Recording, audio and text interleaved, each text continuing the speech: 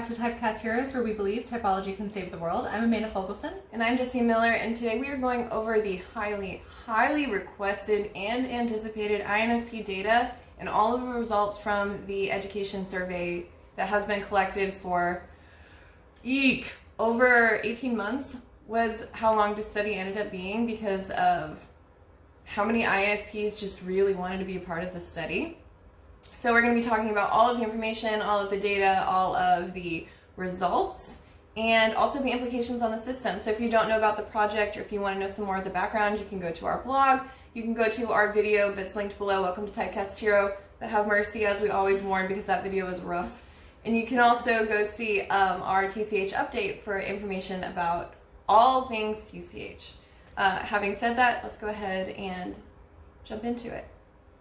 To give a little background about how types were solicited, before the YouTube channel even started, I would post in MBTI groups on Facebook trying to get enough participants.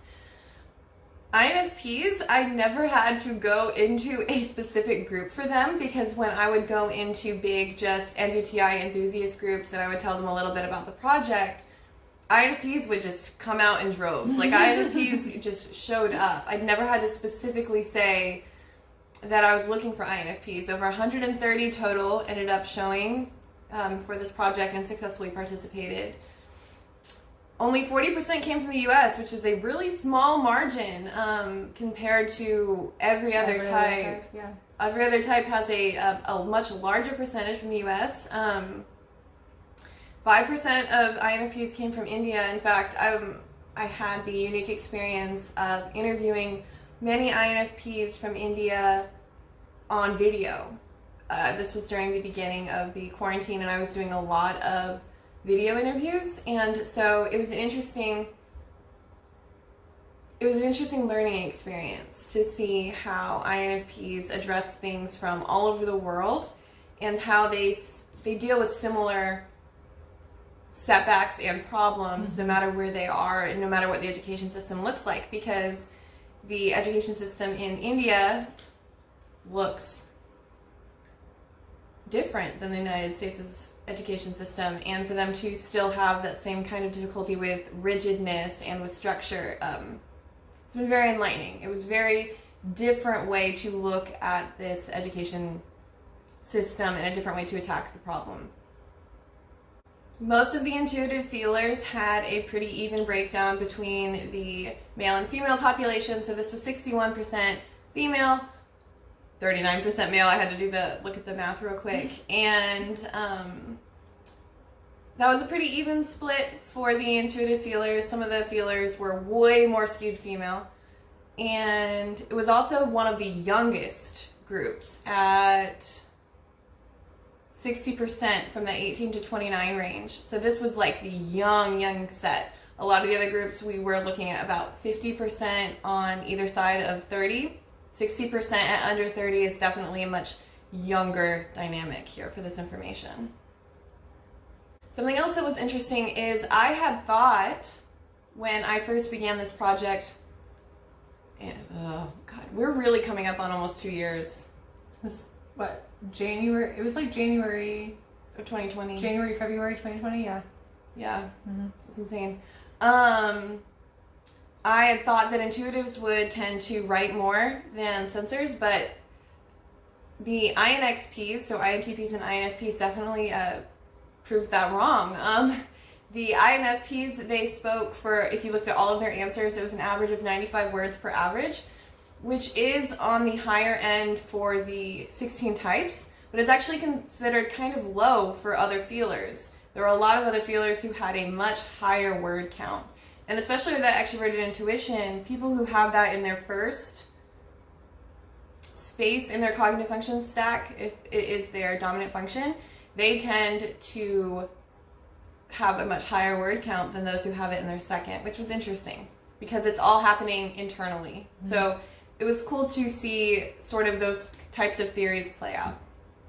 So the first question all the 16 types got was a type-specific question, and it was focused on a negative stereotype that's perpetuated in the MBTI community that is specific to that type. There's a stereotype regarding INFPs and their over-reliance on their own value systems over logic or empirical data. How do you view this stereotype? Amanda and I have talked about this many times, about how INFPs really are like the butt of all the jokes for MBTI community. If you look at really any Facebook group, the INFPs are usually the ones that get picked on. They are portrayed as overly sensitive, or as not being able to use logic at all, or as not having common sense. And I was curious to see what kind of emotional reaction I was going to get. So this was one of the things that I consistently tested with all 16 types, is how fired up do they get about these negative stereotypes.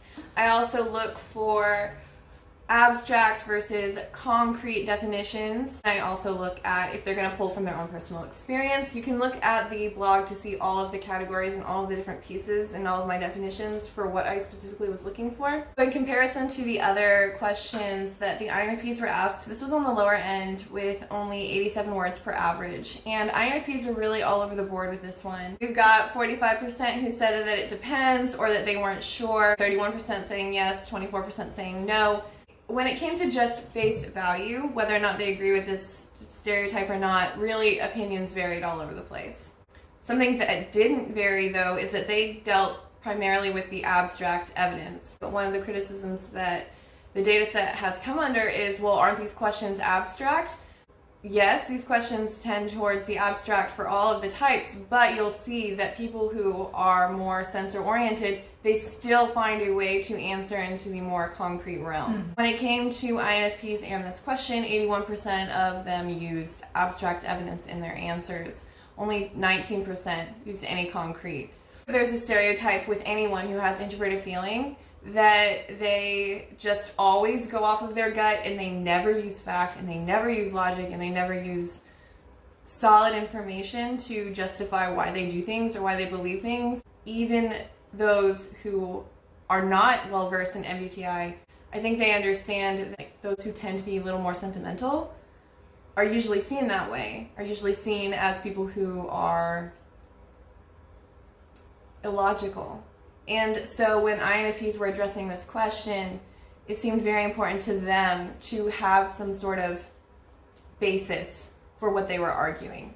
So the second question that I asked all 16 types was exactly the same, and it was describe the inside of your mind. And Amanda and I have talked about this before, but this one gave the most interesting results. There were 6 categories, and I am only going to cover the top 2 really that INFPs answered, and then the ones that were the smallest percentages. So very early on with the INTPs, I noticed that so many of them were answering using these memory palaces. So when I asked them to describe the inside of their mind, they were using locations. And I wondered if, because INFPs have extroverted intuition as their second, if they would fall into a similar pattern, and lo and behold, yes. Both INTPs and INFPs had the highest percentage, at both close to 40% of their responses being these metaphorical locations. So they would say, like, my mind is a library, and they would give all of these detailed descriptions of what happens when you go into this floor of the library versus the lower floor. I was watching Bad Teacher because I always watch it before the school year. This is a great movie. It's so good, and it's so like good. I love it because I feel like it's making some smart observations about what society thinks teachers do, and it's hilarious. I can't Versus what they really do. Yeah, I know, right? It's like she says at one point, I thought I became a teacher for all the right reasons. No accountability, summers off, shorter hours, and I'm like, you're hilarious. Let me tell you about those shorter hours. She is talking to a student, and she talks about their rich interior life, and I feel like that is INFPs and INTPs as well, but INFPs, since this is our focus for this particular data set, they've got really rich internal lives. And it's not just that they're thinking about a lot, but they can describe a lot. And often when they give such detailed descriptions, you would think that they had spent a good amount of time creating this space, like building out this space.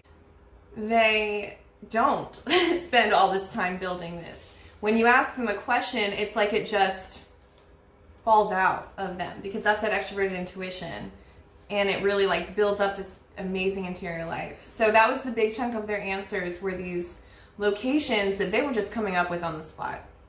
About a third of their answers also fell into that abstract descriptive, which usually is more associated with the introverted intuitives, but we did have this with extroverted intuitives as well. So this would be like, it's a lot of colors blending together, and each color is an emotion, or each color represents like some sort of memory, or we've got thought bubbles that are floating around and they'll crash into each other. It's something that you couldn't see in the real world, that they're picturing in their mind and they're able to give words to it. The smallest percentage of them, just like INTPs, were the ones who couldn't do this. There is a condition called aphantasia. I think I mispronounced it in my earlier videos, but that's okay. Anyways, aphantasia is when you cannot picture things inside your mind. Not every INFP is able to visually represent things in their mind. Not every INFP can, I'm not saying that they can all picture things in great detail, but they can come up with descriptions very quickly. And that's the point of this type of question. Their metacognitive ability is very strong in that they're able to explain profound thoughts almost without giving it any thought. It's like you can ask them a question and they can give you a really detailed, profound answer without actually necessarily having spent a whole lot of time on that topic. It's pretty incredible. I'm an ENFP, and just in case we do. So I have extrovert intuition, but I literally, as I answer questions, will just be like, after I say something, I'm like, that's not really good. That's just a bunch of bullshit. Like I mean it. It's not bullshit as in like it's fake. It's just like, it just kind of flows out of you and you're just like putting pieces together as you're speaking. And if you can do that well, then like kudos. But it does kind of, as you're speaking, you're just kind of like, I am a vessel and you are giving me a message. Like that's what it feels like in those moments. So I do think that like INFPs and INTPs, they do have to have a lot of processing time. So they don't necessarily have to be talking it out with someone, but it's like when they talk it out with someone, when they're reaching into their extroverted side, or when they're writing. Oh my gosh, the INFPs teachers that I work with, both of them are writers, and both of them are just like, the amount of stuff that they put out is, one of them in particular, like puts out like over 100,000 words a year, and probably will get mad because I'm probably lowballing that badly. But like, they just put out so much content, and even the INTP teacher I worked with had a blog and just content, because those abstract concepts that is their playground. When you look at that in the education system, I mean, it's going to have some profound implications. So we'll be talking about that in just a second. Additionally, with that second question, INFPs tended to like that question. They answered an average of 104 words. The mind question gave INFPs a chance to deal with that abstract world. It was a good place to play. But this third question, which is, what is your take on the formal education system? This really gave them a chance to explain their values. And so the average word count was actually a little higher. And with most feelers, it didn't tend to go that way. This was not the question that they necessarily got super amped about. But with INFPs, they liked the ability to discuss the implications of the system. They liked talking about the system as a whole. They liked talking about, even though I didn't ask them to, the moral quandaries in the education system. I think this gave them a avenue for their introverted feeling, which is their first function, to come to the forefront. So the second question was really leaning more towards their extroverted intuition. This one, introverted feeling and introverted sensing.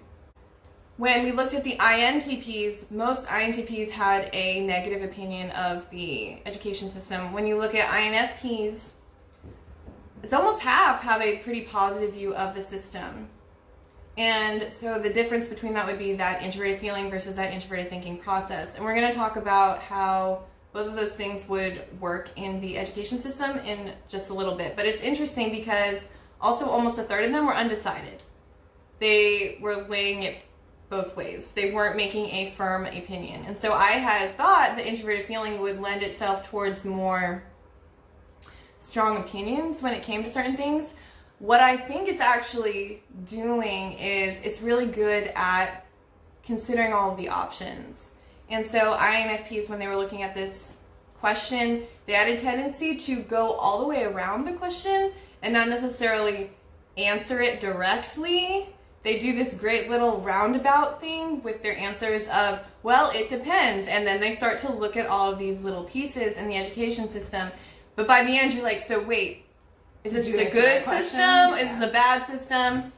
And they've got some really profound thoughts in there, but they're not necessarily answering that direct question. And I've made this analogy to friends before, but I can't remember if I've made it on the channel or not. Introverted thinking, when I'm typing in person, I can see it really quickly, and in my mind, what it looks like the people are doing when they're arguing a point, it's like connecting blocks. So it's like every point connects with each other. When introverted feelers argue a point, it's more like brush strokes. Like, you can see that all of their points are bleeding into each other, but it isn't that lockstep connection. So, for instance, an INTP will be like, because of this, then this. Like, and they'll literally say those words, and you can see, like, the conditionals. An INFP will be like, this happens, and then this happens, and then this happens, and, like, you're like, oh yeah, those are kind of all connected, but the lines are way more wavy. And for the education system, I feel like that those broad strokes tend to be a little more adaptable to the education system than something that's as rigid as introverted thinking. The rub comes when it's something that violates their values. I think that if they don't have anything in their personal value system to keep them from learning, the education system can be very friendly to INFPs. But if you do something that is an affront to their to their value system, that's when things become real tricky. Or if they have something that happens to them to where their value systems make it impossible to learn, like I'm thinking of that child who dropped out of high school to protest so that she could promote green living. Mm-hmm. It's like she didn't have a problem necessarily with the education system, but what she valued was so much stronger than the education system. So if you have an INFP who has a cause that is more dear to their heart than the education system itself, then they may find themselves not really connecting to the system. Kind of the same thing with like being in their heads. If whatever is happening in their head and they're not necessarily involved in the system, like they're just kind of there because they have to physically be there, but they're not actually consciously there constantly because they're in their little worlds that they create. That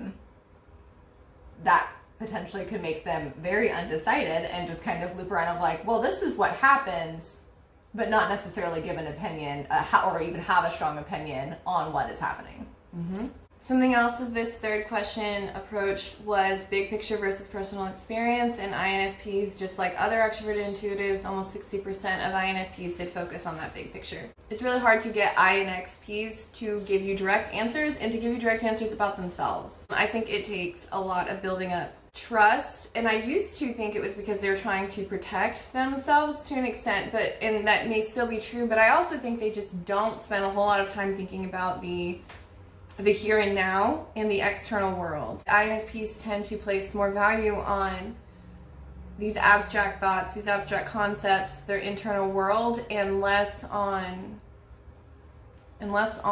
like this external environment. If they don't have to waste the mental energy on it, why would they? So the fourth question was given to every single type, and it was, if someone wanted to convince you to do something you are morally against, how would they do so? And how do you define your moral code? And so I was looking at a couple different things. I wanted to see the emotionally charged language that they would use. I wanted to see also how people would address this question, because particularly in the United States, ethical obstructions to education are a real thing in the US. There are certain things that are fought against being taught because of religious beliefs or affiliations. And so with each of the types, I wanted to see if this was going to be a factor. I had assumed that INFPs would have stronger moral codes or have a more rigid moral code, but that actually wound up not being the case necessarily in comparison to other types. With that extroverted intuition as their perceiving function, it actually tends to make them a lot less rigid than I would have supposed before going into this project. I wanted to see if they if they talked about the personal values. I wanted to see if they talked about the greater good. I wanted to see if they used those abstract examples versus the concrete.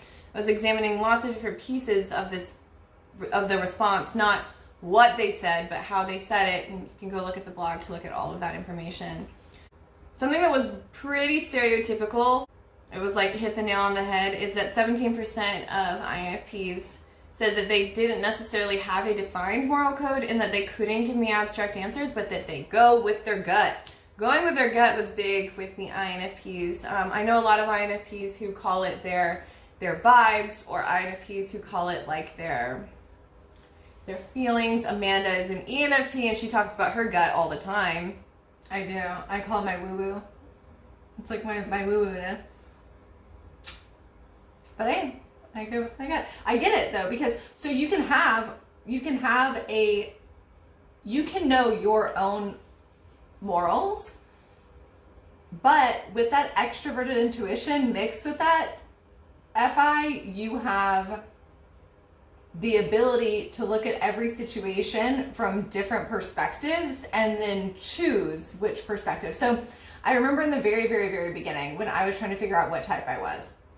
And Jesse had just started really focusing on typing, and we were kind of talking about my FI, and I was trying to label it. I was trying to actually sit down and label what my introverted feeling was, like what I morally cared about, what my values were.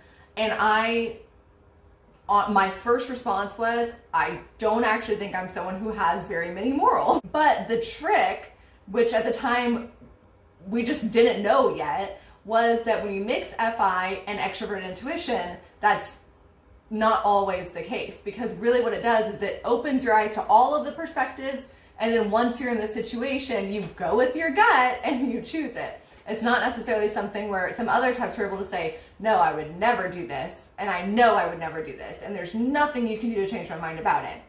Having never been in that situation, I personally, and most extroverted intuitives with some sort of FI in the mix that I know, wouldn't necessarily make a statement that's so strict. It would be like, well, I could see me doing that, I could see that happening.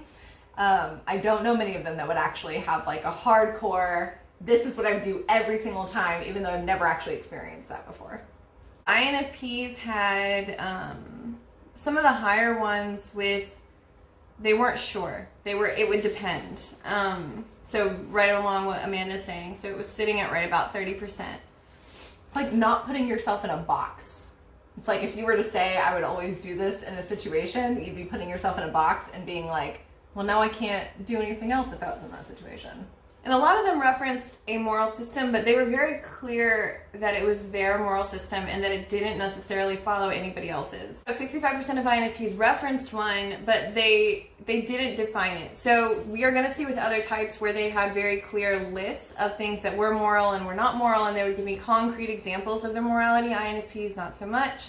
Also, this was not something I specifically asked, but I was really curious because when I interviewed ENFPs, for example, almost a third of them referenced their open-mindedness in reference to this question, but INFPs don't talk about themselves. So only 6% of them referenced anything, one way or the other.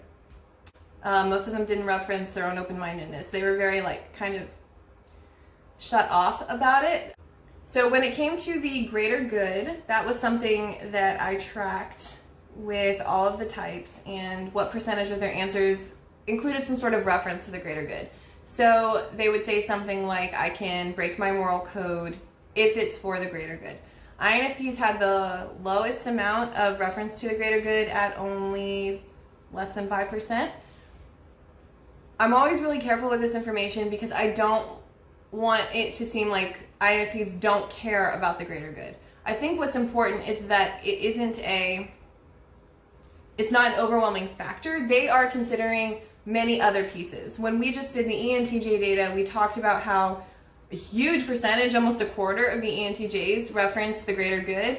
And that was more indicative of the fact that they were looking at a big picture scope, and they weren't so interested in like the kind of finite little pieces that could go into a moral conundrum.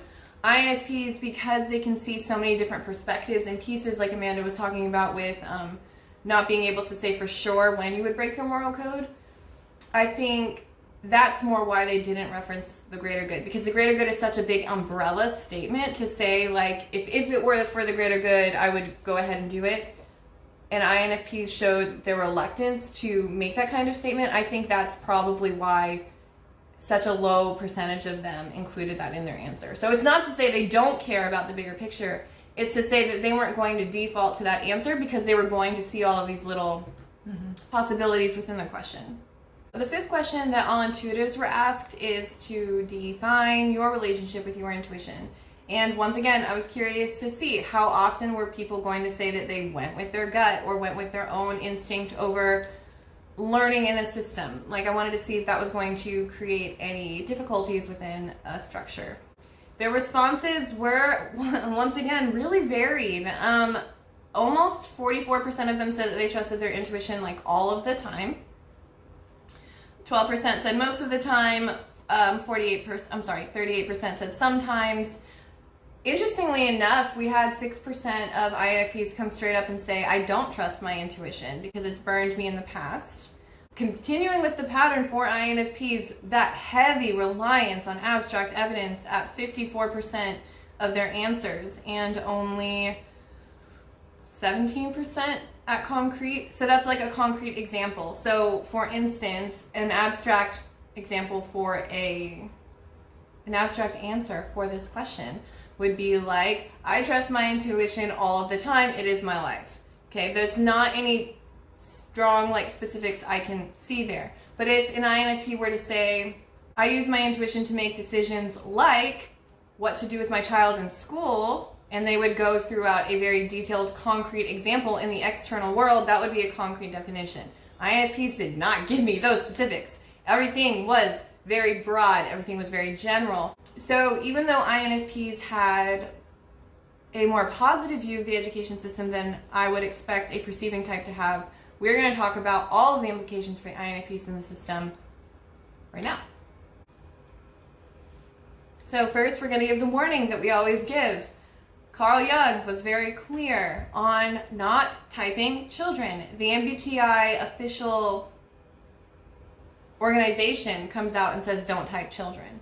So we do not believe in typing children we don't believe in that if you are going to use it to put a kid in a box. Too often children latch onto things and make that part of their identity. I mean, I've seen that even as something as simple as a Harry Potter house. Children get like really up into their identity about this.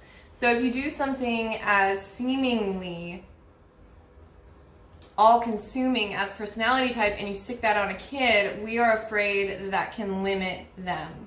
Right. And Carl Jung only ever thought that typing should be used for an individual to understand their own biases and not really to be used to project onto another person.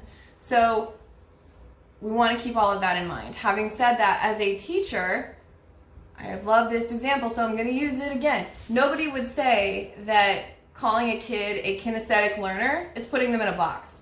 Nobody would say that calling a kid a visual learner is putting them in a box. So if you understand that kids in your classroom are going to engage in the environment in specific ways and in patterns, then you can use that as a tool in your toolbox to better understand the system. And that is how this should be used, full stop. The first thing is introverted feeling, because that is their primary way that they interact with the environment. So introverted feeling when they are a child, it's when they are trying to develop. And introverted feeling with extroverted intuition, it's when they're trying to build up their logical system, build up their value systems, and they need a lot of information to do that. So INFPs really they tend to love learning. And unlike INTPs, they don't tend to be as rigid with how that learning is given to them. So a lot of INFPs said that they didn't like math. A lot of INFPs said they tended to skew more towards the arts. But even then, a lot of them were good at math subjects as well. It was like just taking in information. Mm-hmm. Extrovert intuition just is a sponge. It just wants all of it. It just wants to know. It wants to learn. It wants a little bit of everything. And then INFPs, if they liked the vibe, for lack of a better word, of a specific teacher, or they liked a classroom culture, then even if the subject was kind of challenging for them, it seems like that was easier to overcome. INFPs also talked about the learning environment as it pertained to the teachers. So they talked about the teacher influence. So, introverted feeling, the big takeaway with this one is that it is really personal to the INFP, and it depends. A lot of INFPs, when I asked them that moral code question, they did talk about peer pressure, and they were afraid of being specifically manipulated, because INFPs see themselves as very empathetic, and they see themselves as able to put themselves in people's shoes. Like, introverted feeling has the reputation for being able to do very well. And so if they're pressured to do something morally, that introverted feeling process would kind of take over and let them see it from that other person's perspective, and possibly make them do something that they would regret later. Because if they're not thinking about the external environment, that can be very dangerous for them when they're making moral decisions. So INFPs, when they are in the education system, or if they are learning something, they may not necessarily have any of the roadblocks that I would associate with introverted thinking, or somebody who has like a very rigid system. It might not be something that they consider until later, because they're just kind of absorbing all of this in as they're a young child and very impressionable, which places a lot of responsibility on the teachers to make sure that the education that they are giving the students really is the best one. I know a lot of teachers, it's really hard to keep your own belief systems separate. It's really hard as an educator. I've had many teachers who made that part of their curriculum, but remaining objective is really important if you're an INFP child, because you're impressionable. And if a teacher is sometimes even unintentionally kind of leaking out this sort of bias or negativity, it can be really bad for an INFP child. Did you want to add to that?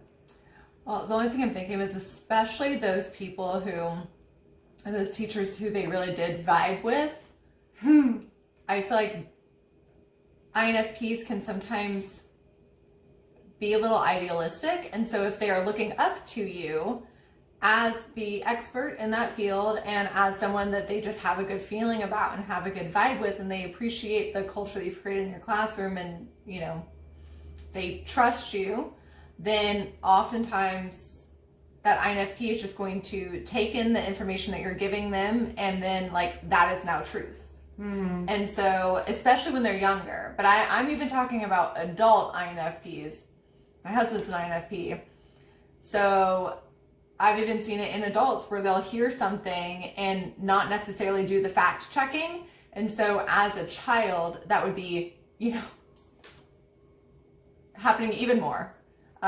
Because you're supposed to be able to trust the people that are supposed to be the experts around you as you're going through school. So like Jessie said, and you know what, for her to say that it's hard to take her own bias out even when you're teaching and like take all that stuff away, and she's an extroverted feeler. She doesn't even have this introverted feeling. So like for her to be able to recognize how hard it is, I'm sure if you're a teacher and you actually have introverted feeling and then you're kind of putting your own twists or turns or opinions or values out there as truth, the INFPs are going to take that as truth. And especially since that extroverted intuition second function wants information. And so like let's put all these pieces together. They want information, they want to learn, they have like, the external world doesn't necessarily matter as much. The things that value are like all about the mind. And so if you have a toxic teacher or a teacher with really bad opinions, really, right, like, and this little kid is it's just sucking them up. Yeah. And so I really want to be careful, because I don't want to play into that INFPs are gullible stereotype, but this is just looking at their cognitive functions. Extroverted intuition has this craving for information. It's got this and when you have it as your first function, it's often easier for you to drop information. But when it's your second, you are absorbing it, but you're putting it's coming through a filter first. And when you're a kid, you're building that filter. Right. You don't have the filter yet, so you're just kind of taking it all. Right. So you have to build it. And so who you get that information from is really important, because unlike INTPs who have they're sort of born with this natural logic system. Bullshit factor. This natural logic system, INFPs may not necessarily have that, because it's all about the things that create feelings. So introverted thinking, just to go back to basic definition of Carl Jung, introverted thinking is an internal logical system. It's like a system of personal objectivity and checks and balances. It's like a whole bunch of conditionals. You go up throughout your life and you figure out, if this happens, then this happens. It's like everything is connected on each other. Introverted feeling is everything that creates emotion. So you're naturally inclined to things that don't necessarily have to be factual. And those have a lot of value. Things like art at all would not be possible without the introverted feelers of this world. So introverted feeling in itself is not bad. That is not what we are saying. Not at all. The warning is that if you have introverted feeling children, and you as a teacher, yes, these kids are eating this up. I'm just feeding them whatever. I'm giving them my own personal knowledge. You as an adult in the room, I always put this back on the teacher. They need to understand what they are potentially doing to a kid, because these are the kids who might be the teacher's pet. Maybe they're real early, stay real late, and they just want to eat everything up. You have to teach them how to be critical thinkers, even of you as the educator. And that's really important for INFPs to learn. And I feel as they age and as they get into their extroverted thinking process, critical thinking skills do come about. And a lot of the INFPs that I know, I'm going to talk about the 2 INFP teachers, very different 2 INFP teachers I work with in just a second. But I feel their filtering system does become a lot more nuanced and varied. But as it is in children, they've got to take in a lot of information to get that nuance and to get that variation and to build up a structure that makes sense to them. And as a child, your emotions kind of run wild anyways, because just even your self-discipline, your self-control, your self-awareness is just not there as a child. So when they're taking in things that create the feelings, like Jessie is saying, that's everything. That's so much. That's your friends, your family, your school, your classroom, what you're even learning in the classroom. It's all of it combined. So it's not going to be often that they hear something that they kind of don't take into consideration, and that's overwhelming, and it also can just so quickly steer them in the wrong direction. Something else to think about. So when we're looking at the education system, INFPs also are very sensitive. They just are, because as they're developing this highly attuned focus on what creates feelings, they're going to feel things, and they're going to feel it a lot. And this is not a me thought. This is a thought that I actually picked up from someone else, another MBTI person. But sometimes all of those feelings can cause them to shut down and to become actually kind of unemotional, because it's too hard to walk around feeling all of the things all of the time. And so they sort of they shut it all up inside, and they can get triggered by things that sometimes I think are even unexpected to them. So if they are watching something in a class and you as a teacher are showing kids animals being eaten or something. Yes, or documentary. World War II is what I was thinking of, the footage of the Holocaust from World War II. And an INFP is in your classroom, they might be really affected. And as a child, a teenager, or a young adult, they could be very visibly affected. And I think that's hard, especially for boys who are INFPs. I talk to a lot of INFP males. That's really challenging because, again, as a teacher, you don't always know what to do in those instances. And it's hard we have that whole video on male feelers and the masculine archetypes.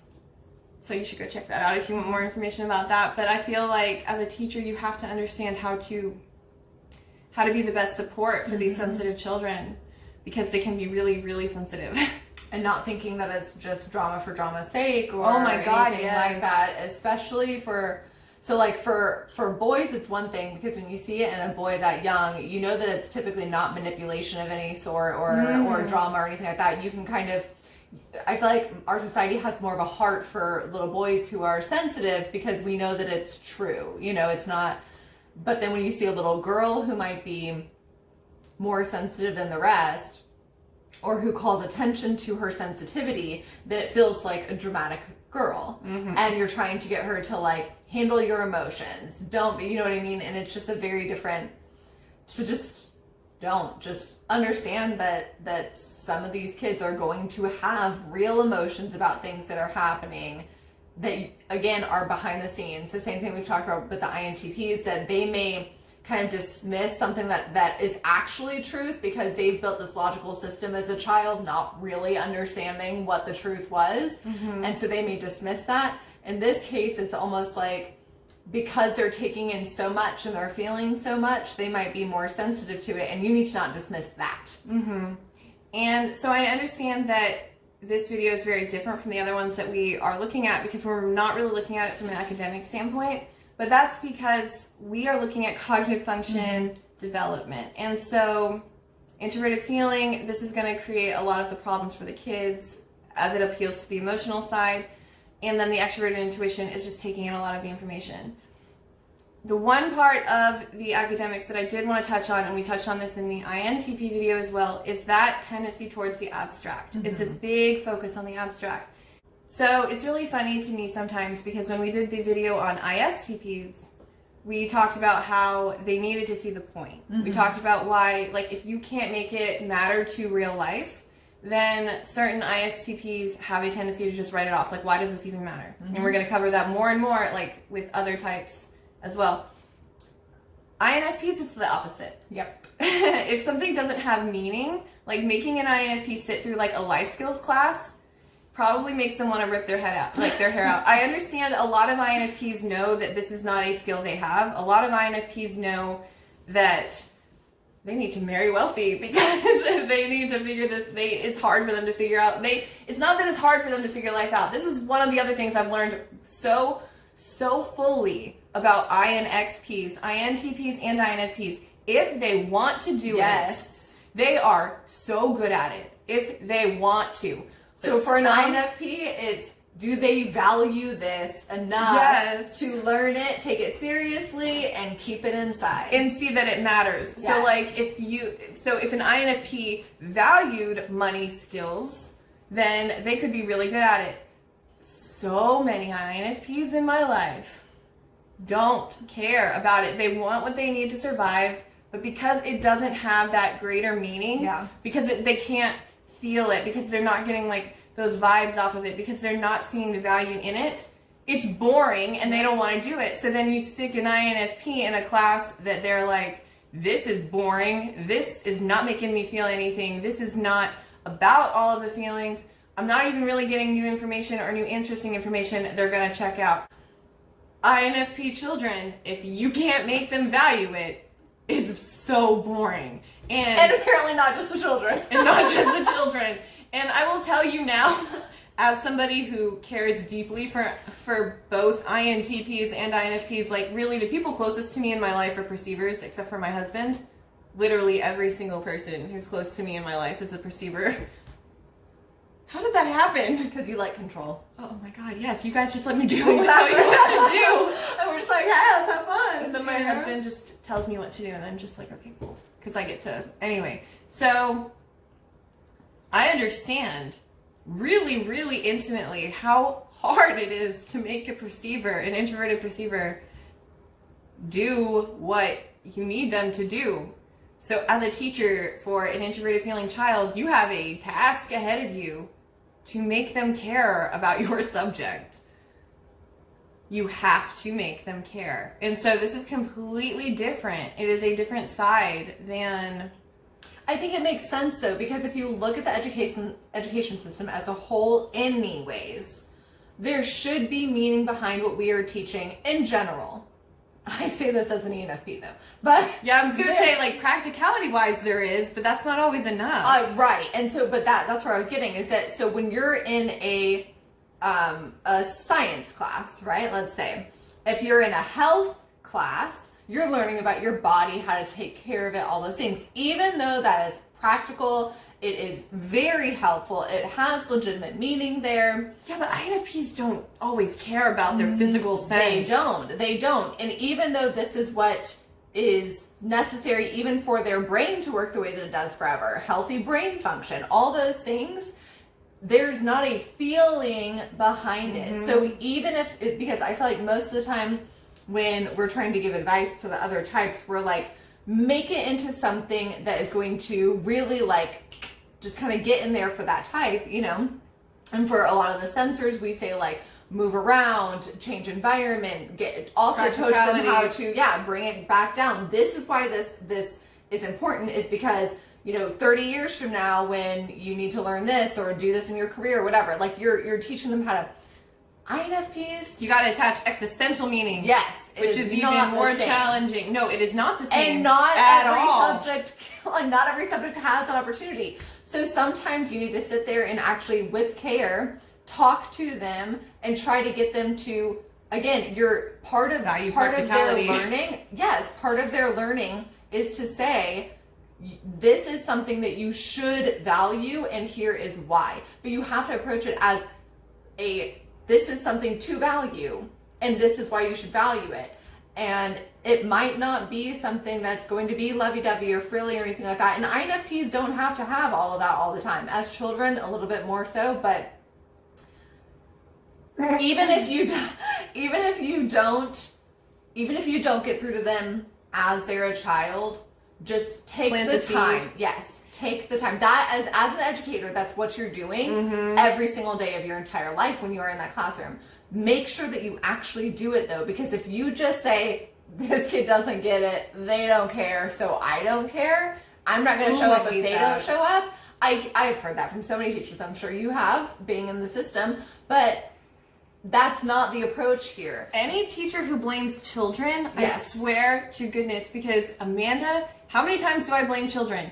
Literally never. Never. I don't do that. And I get it. That's my INFJ idealist thing that everybody hates, perfectionist, like thinks I'm better than everybody else nonsense. Guys, go ahead. Come at me. I'm an INFJ. I can handle it. It's fine.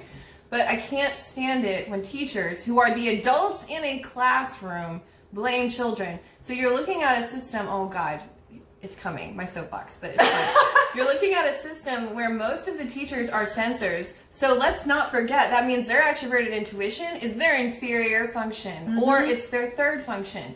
And then you have children who want meaning to things. And you have the teacher, again, the adult in the room, and they're young, impressionable little babies, and the teacher's being like, not everything has to have a bigger meaning, get over it. Right. That's soul crushing. I hate it. Yeah. I can't stand it. If you are an educator, you have a moral obligation to understand that they're children, and that you are the grown person, and that means you are stretched thin all the time because you're at your ends. Otherwise, you don't deserve to be in the classroom. Hopefully INFPs can feel me on this one, because this is a real strong feeling that I have. But I see so many teachers who are like, just get over it. I can't stand it, because these are the little gifted babies. That's something else that we usually talk about, is the percentage of children who are gifted.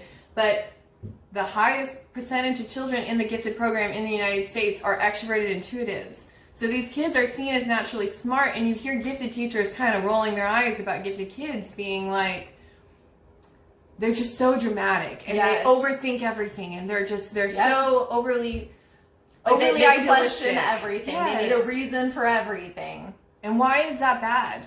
Right. if you are an educator, you learn how to adapt to the kids. I cannot stand this idea that the kids have to adapt to you as an educator. So, having said that, let's talk about INFP teachers. So, INFPs in education, it's still a smaller percentage, and I think it's because the schedule is really strict. Like, putting on a lot of stringent standards on people is not all about INFPs. Well, and it's not your standards that you're necessarily putting on them, hopefully. But I think INFPs probably, for the most part, I think people in general, adults, know that you can't just walk into a classroom and teach however you want, whatever you want. People attempt to, and usually do, get away with it. But I don't think that's going to be the majority of people just walking into a classroom being like, I'm just going to talk about whatever I want to talk about today. Some teachers do. Oh no, for sure. But I'm thinking as an INFP, if you know that you are passionate about these things, you believe these things, and if the public education school system doesn't necessarily fall in line with those things, then why are you going to subject yourself to having to teach about the things that you disagree with? Right. And so something else that I wanted to bring up is the fact that I do work with 2 INFPs. I teach high school English, and the joke as a high school English teacher in America is you either become a teacher because you wanted to be a writer or because you grew up reading Harry Potter and Twilight. Like, that's it. There are 2 types of teachers. You want to be a writer or you like Harry Potter and Twilight. Which English major were you? And so the 2 INFPs, I mean... That's not wrong! Guess which one I was, guys. So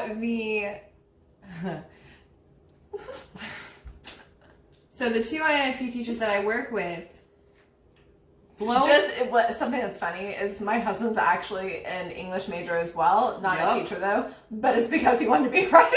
Yep. And also love Harry Potter, so. Yep. So it's not wrong. It's not. I'm telling you, if you're an English teacher in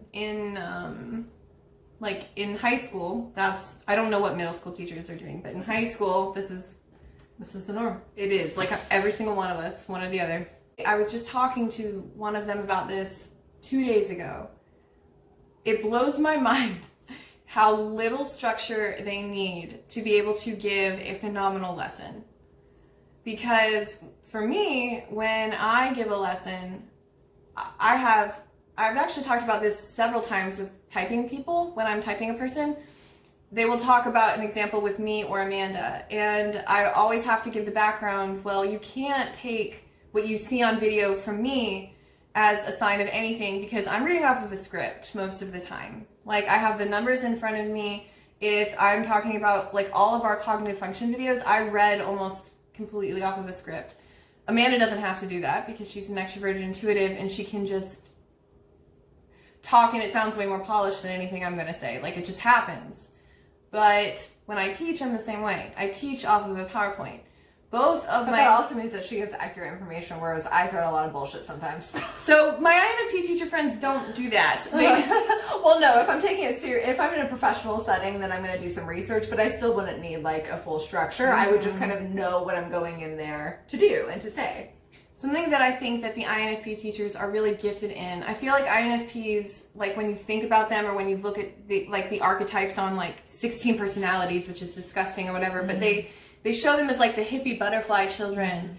And I feel like people who just look at that archetype would automatically assume that INFPs need to either be like the professors smoking weed in the grass or the elementary school art teachers. And INFPs are really good in serious subjects like English and history, religion, philosophy, because they can walk into a class and every class they teach that day can be very different. And every class that, even if it's the same subject, and every class that they hold can be interactive based on the kids in the room. Right. And they can adapt much quicker than I can. I can't handle that. Adapt. Right. I've had to learn how to adapt into a classroom, and I've got so much experience now that when something happens, I can adapt, but it's not because I'm doing it in the moment. I'm not making a split choice like decision.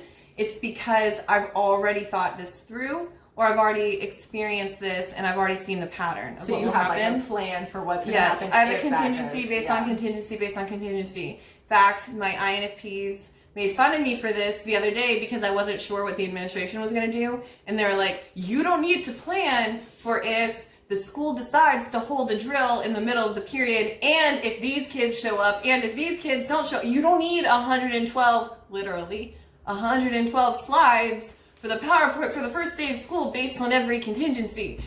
And I was like, I disagree. But you can sit there with your paper, because this is what they'll do. They stand there with the paper and they can give a lesson, and the kids get their minds blown and they're inspired by these teachers who are really just like making it up on the fly. It kills me. It kills me that I have to work so hard to be a third as good as they are.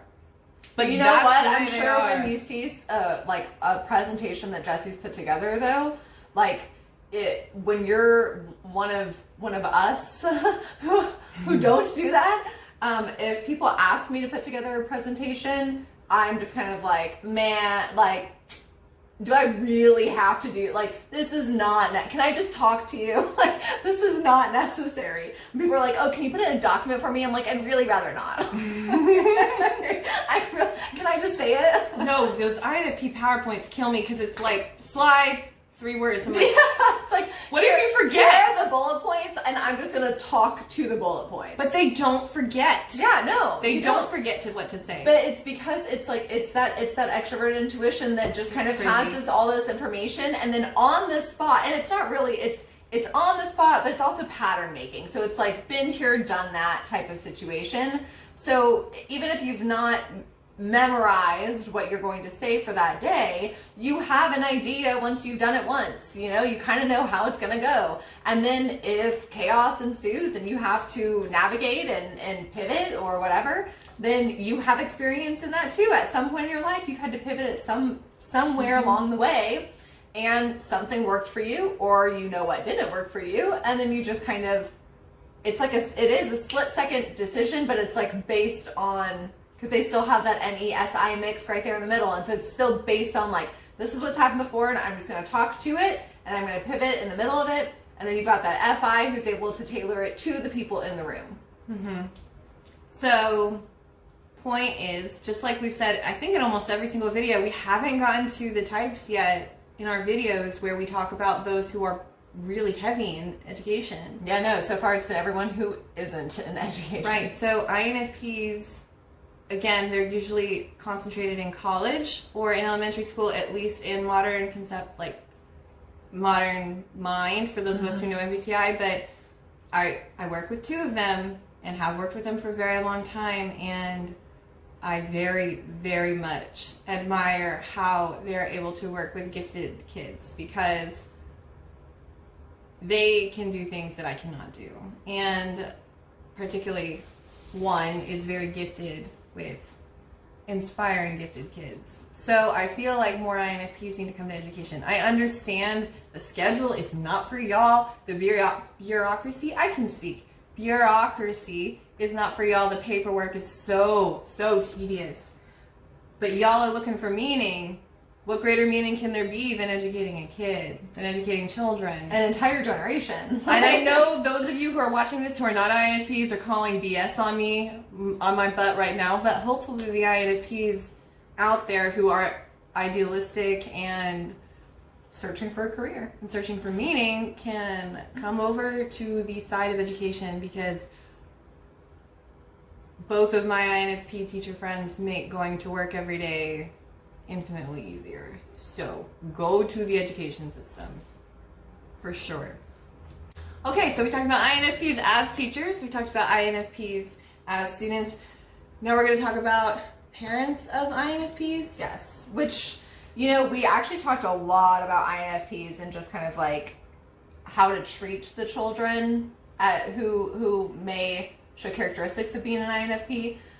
And it's going to be very similar when we talk about the parents, I feel like, because we talked about don't write your kids off when they're dramatic, understand that, oh gosh, and so, oh my gosh, I'm just having all these things happen. So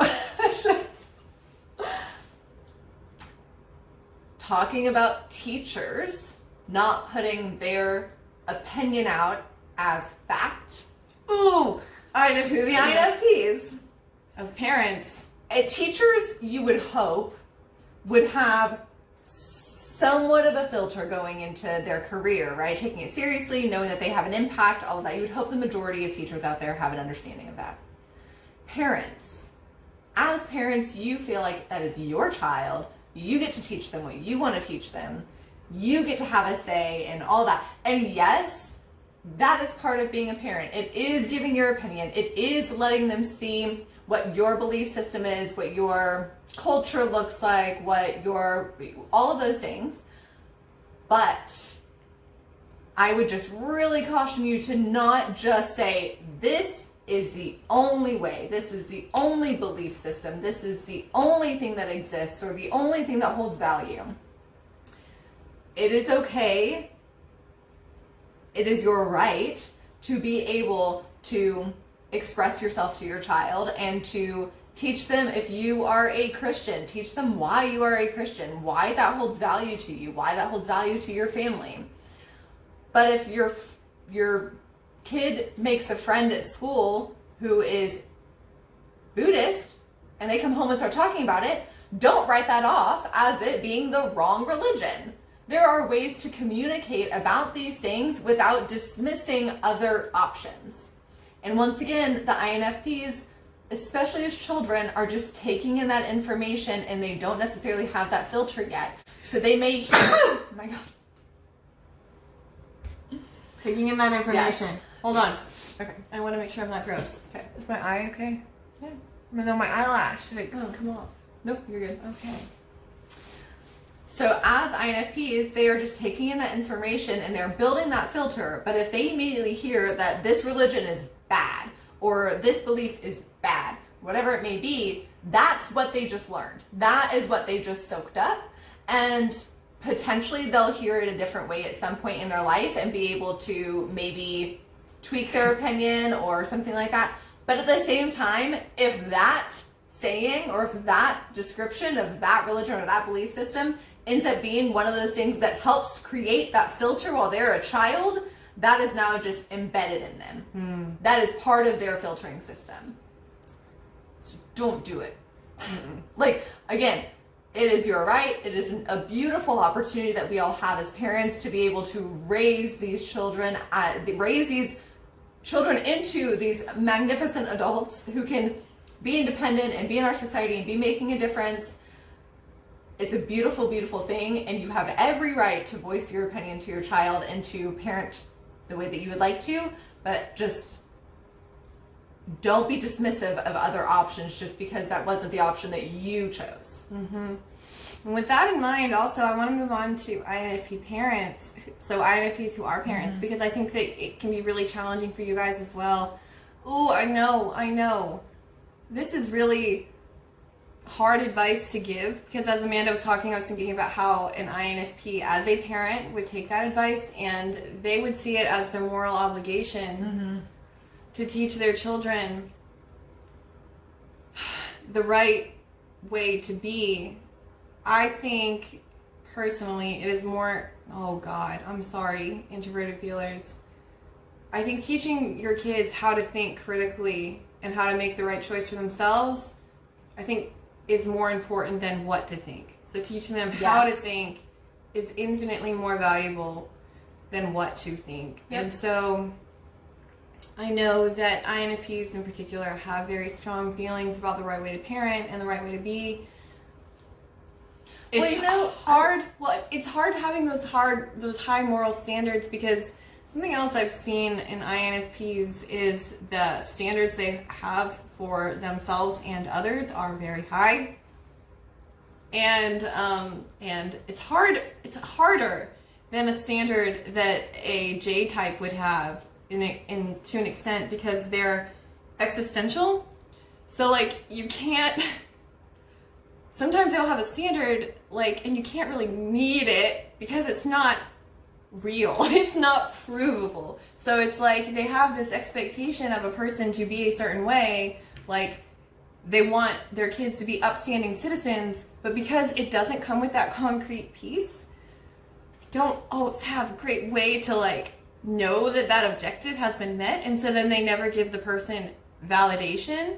So INFPs, oh God, I know this is gonna hit like so you're bad. Talking about me. No, I'm not.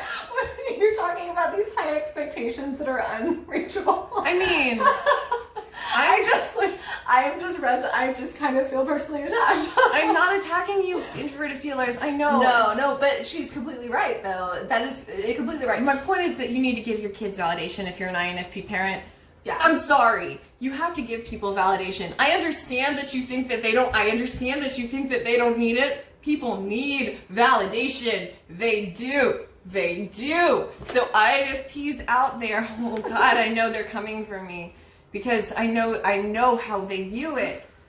I get it that it's not your responsibility how people feel based on what you give them. I understand you guys. Believe me, I understand you better probably than like 99% of extroverted feelers in the world. I get it. I know what you guys have to say. This is true. We've had so many conversations about this, trying to figure out why there was such a disconnect in so many ways when it came to validation for years. I mean, like, but people need it. So if you are an INFP parent or an INFP teacher, if you are an INFP parent or an INFP teacher, give the validation. Because here's the thing, you guys are like, well, so I hear you right now. Well, they can have the validation when they deserved it, or it's not my responsibility how my actions make them feel. Okay. Your objectives are existential. They are unmeetable.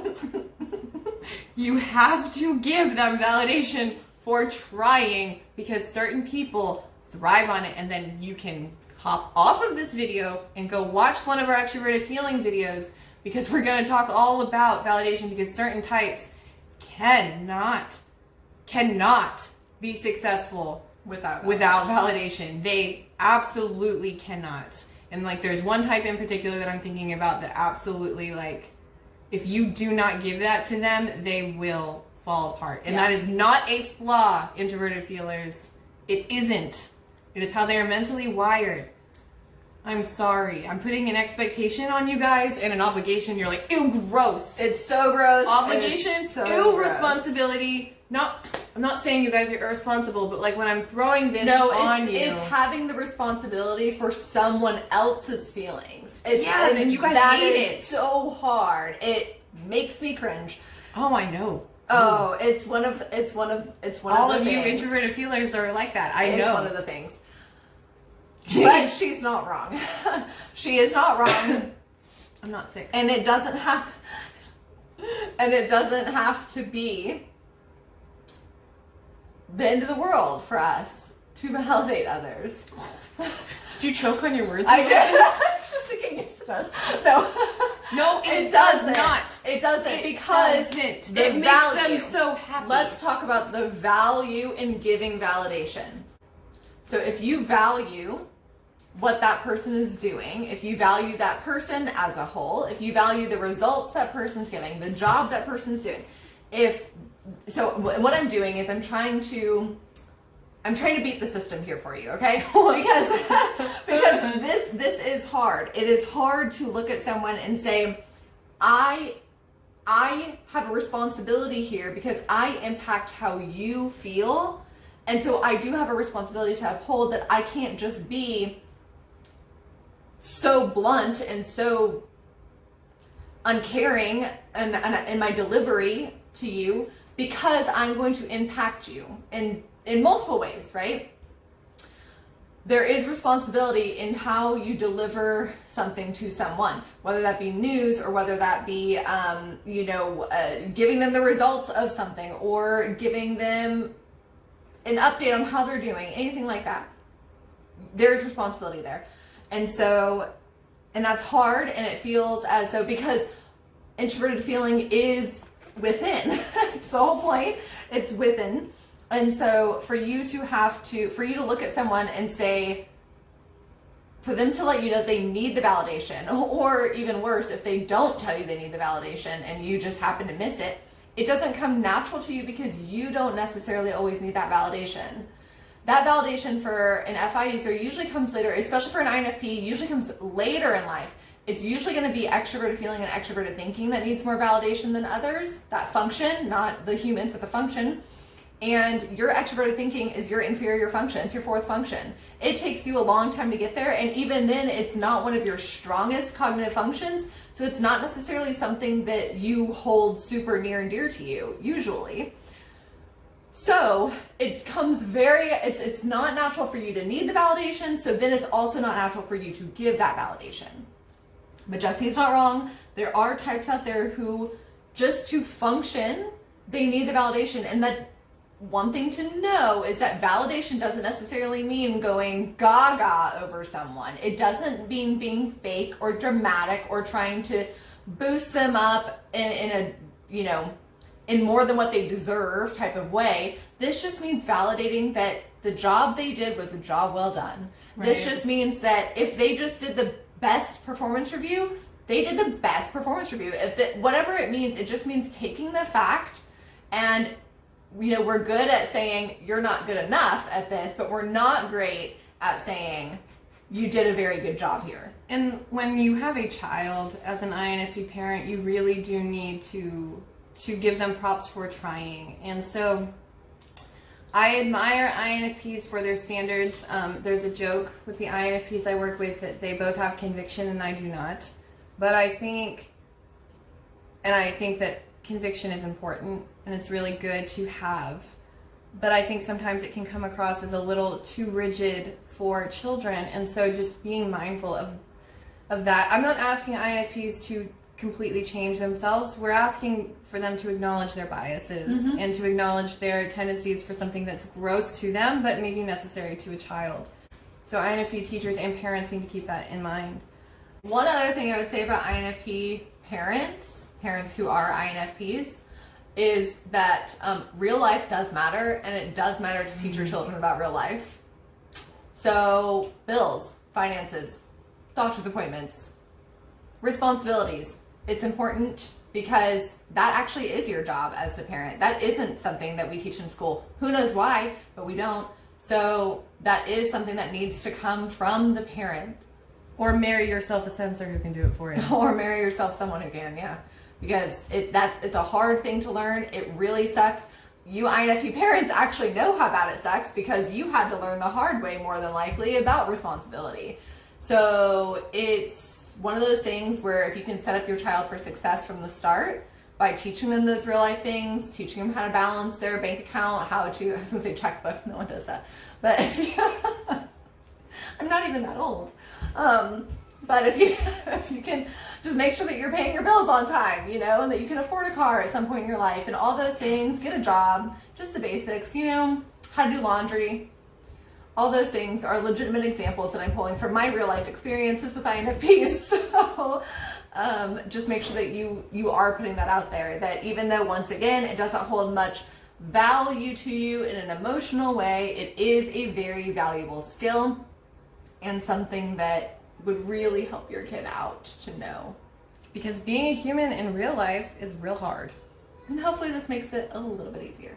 Thank you for watching. INFPs, I know you guys have been waiting for this. Literally, like on every video we've released, we've had our wonderful INFP fans being like, when's the INFP video coming? So we hope you enjoyed. You can go over to the blog and look at all of the data and stick around because this is coming out in August, this video of 2021. And so the first day of fall is September 15th. And so that's when I'm hoping to release the poll for the next data set. And so the next data set collection probably won't start until probably maybe November. I will have a test set that I'll be working with first. But keep your eyes out for around September 15th because I said fall, so I'm working on sticking true to my promises and working in reality myself. So I'm doing that. Now Amanda's going to tell you what to do to keep up with TCH. Like, comment, subscribe, share. Also, you can hit us up anytime for the next data set or just to kind of ask us questions. There is still the free type clarification that is happening as well. But you can hit us up on Facebook, Instagram, Reddit, Discord, and the YouTube comments. We also have an email account, which you can find on our profile, as well as a contact us page on the website where Jesse's beautiful blog is located. And I've been really, really, really good this summer for past several months. If you reached out to TCH, it's quick responses. And I've loved interacting with you guys this summer. It has been freaking amazing. So, and now real life again. I know. Oh well. Everybody's got to do it. Yeah, INFPs. Everyone's got to do it. I love you, INFPs. Love you. Thanks for being here. Let's gather around the type fire and sing our type fire song. Our MBTITYPOLOGY song. And if you feel uncomfortable, then know there's nothing wrong.